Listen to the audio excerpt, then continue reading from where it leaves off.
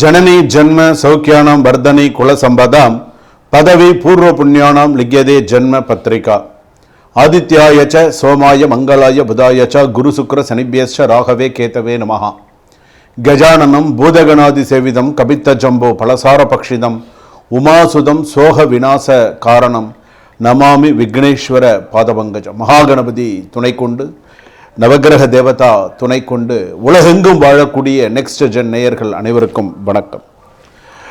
நான் உங்கள் doctor V Rajkumar Sivachariyar பேசுகிறேன். எல்லாரும் எப்படி இருக்கீங்க? நலமாக இருப்பீங்க நம்புகிறேன். தற்போது நான் பார்க்கக்கூடியது 12 ராசிகளுக்கான குணாதிசயங்கள். இந்த ராசியில் பிறந்தவங்க இவங்க இப்படி தாங்க இருப்பாங்க, இதை மாற்ற முடியாது.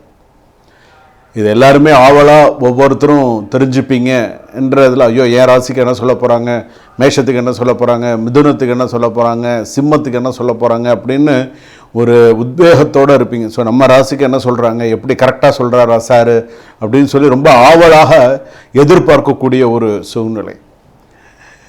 இதையே நான் இந்த ஒரு கண்டென்ட்டாக இந்த ஒரு கான்டென்ட் வந்து எப்படின்னு கேட்டிங்கன்னா, இது எல்லாருக்குமே வாழ்க்கையில் தேவையானது. இப்போது ஒரு ஜாதகம் பார்க்குறீங்க, ஒரு கல்யாண பொருத்தம் பார்க்குறோம். நம்ம கல்யாண பொருத்தம் பார்க்கும்போது பொண்ணு வீட்டுக்காரங்க மாப்பிள்ளை வீட்டு ஜாதகத்தை காட்டும்போது என்ன தெரியுமா கேட்பாங்க, சாமி இந்த பையன் நல்ல கேரக்டரா அப்படின்னு கேட்பாங்க. இவன் எப்படி இவன் வச்சு பார்த்துப்பானா, பொண்ணை கடைசி வரைக்கும் வச்சு பார்த்துப்பானா, இவன் கேரக்டர் நல்ல கேரக்டரா, சிகரெட்டு பிடிப்பானா, தண்ணி இன்னி அடிப்பானா, எப்படி இருப்பான் அப்படின்லாம் சில பேர் கேட்பாங்க. நீங்கள் ஒரு சில படத்தில் கூட என் கேரக்டரையே புரிஞ்சுக்க மாட்டேங்கிறிய கேள்விப்பட்டிருக்கீங்களா? ஒரு சில படங்களில் சொல்லுவாங்க என்ன கேரக்டர். ஸோ இப்போ சத்யராஜ்னு நினைக்கிறேன், அவர் சார், அவர் தான் சத்யராஜ் சார் தான் நினைக்கிறேன்.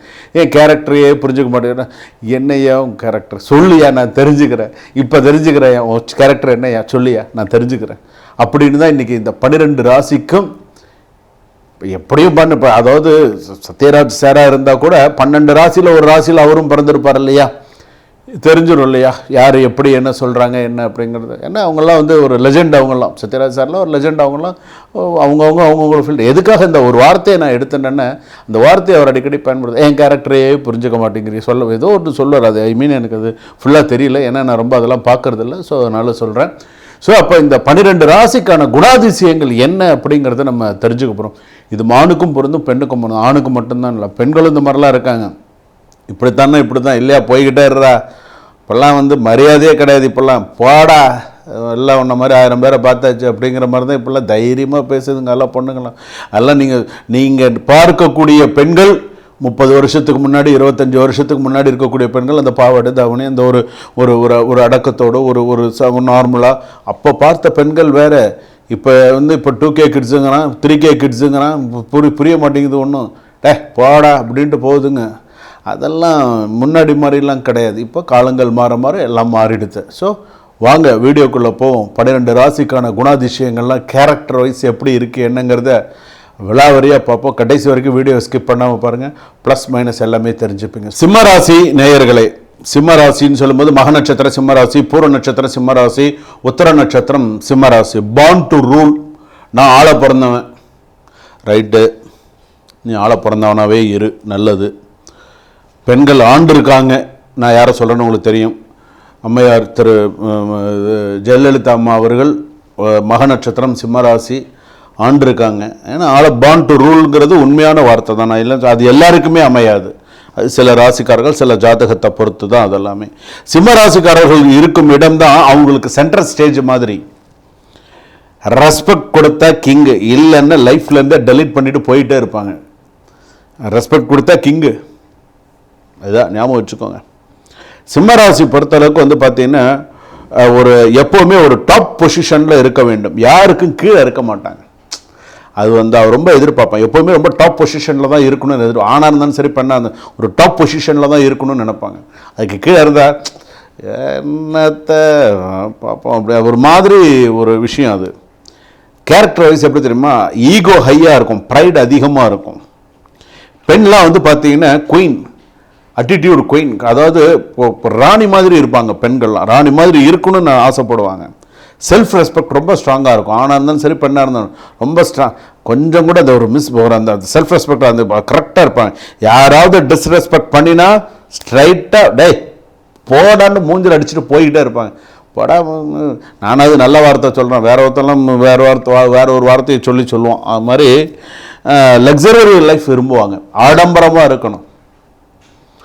ஏறனா கார் இறங்கினா கார், எப்படி இருந்தாலும் நான் இப்படி தான் இருக்கணும், அப்படியே நான் வந்து அப்படியே ஆடம்பரமான லைஃப் வாடணும் அப்படின்னு ஆசைப்படுவாங்க. இருக்கிற இடத்துக்கு தகுந்த ஆடம்பரமாக இருக்கணும் லைஃபாக, அது இப்படி இருக்கணும் அப்படி இருக்கணும், இப்படி சாப்பிடணும் இப்படி இருக்கணும் இப்படி இருக்கணும். இன்டென்சிவ் லவ், நல்ல அட்டென்ஷன் இருக்கணும், என்னை தான் ஃபஸ்ட்டு பிளேஸில் வைக்கணும், நான் தான் முதன்மைப்படுத்தி இருக்க. இப்போது ஒரு 10 பேர் இருக்கிற இடத்துல மக நட்சத்திரம் சிம்மராசி யாராவது இருக்கான்னு வச்சுக்கோங்க, சிம்மராசி கூப்பிட வச்சுக்கோங்க, ஏய் என்ன கூப்பிடாம நீ என்னடா அவனுக்கு முதல்ல கூப்பிட்றேன், என்னை அவங்கள தான் ஃபஸ்ட் பிளேஸில் வைக்கணும்னு ஆசைப்படுவாங்க. இல்லைன்னா மூஞ்ச அப்படியே தொங்க போட்டுவிட்டு அப்படியே பார்ப்பாங்க, என்ன உனக்கு கண்ணு தெரில உனக்கு இருக்குது அப்படின்னு இருப்பாங்க. ஸோ அந்த மாதிரி இருக்குது, பொசசிவ்னஸ் இருக்குது, ஈகோ கிளாஷ் ஆகும், பார்ட்னரை இக்னோர் பண்ணினா ஃபைட்டு தான். அதாவது ரெஸ்பெக்ட் இருந்தால் லைஃப் சூப்பர். நான் சொல்கிற ஒவ்வொரு வேர்டுமே நீங்கள் ஞாபகம் வச்சுக்கோங்களேன்.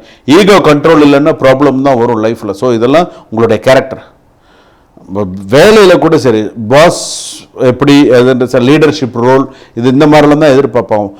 அதாவது இப்போ பாலிடிக்ஸ் ஹேண்டில் பண்ணுறதுல கில்லாடி, அத்தாரிட்டி மிஸ்யூஸ் பண்ணுற டேஞ்சர், அதெல்லாம் கரெக்டாக எப்படி இருக்கணும், என்ன ஏர்ன் நல்லா பண்ணுவாங்க, லக்ஸரியஸ் ஸ்பெண்ட் பண்ணுவாங்க, எவ்வளோ சம்பாதிக்கிறாங்களோ அவ்வளோக்குள்ள லக்ஸரியஸ் செலவு பண்ணுவாங்க.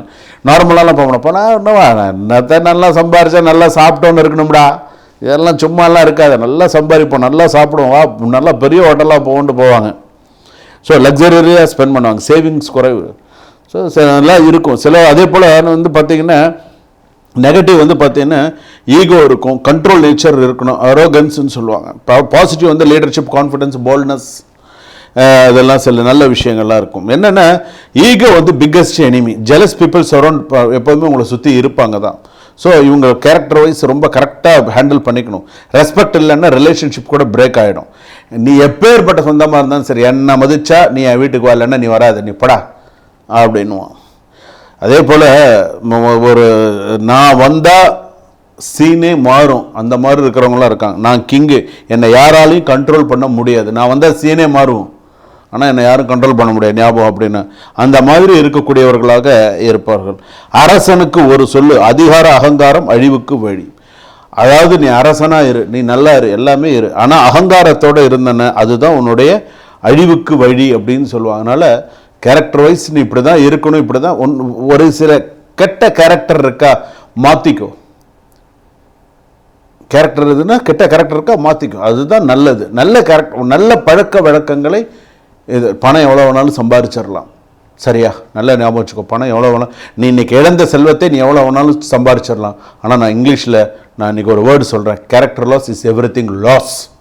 ஸோ இதை நீ மைண்டில் கொண்டு வா. சுபம், வாழ்க வளமுடன்.